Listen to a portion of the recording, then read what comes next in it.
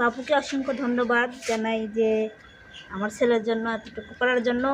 তো সবচাইতে বড় কথা হচ্ছে টাকাটা বড় বিষয় না, আমার ছেলের জন্য দোয়া করবেন, আল্লাহ যেন ওকে বাঁচায় রাখে, ও যেন বেঁচে থাকে ভালোভাবে সুস্থভাবে। তাইলে আপনাদের কাছে আর তখন আর আমার মনে করেন যে মানে হাত পাততে না হয়, কারণ আমার সন্তানকে নিয়ে অনেক আশা, তো যাতে আল্লাহ তালা ওকে সুস্থ রাখে, ভালো রাখে। আর আপনাকে অসংখ্য ধন্যবাদ জানাই যে বিপদের সময় পাশে থাকার জন্য।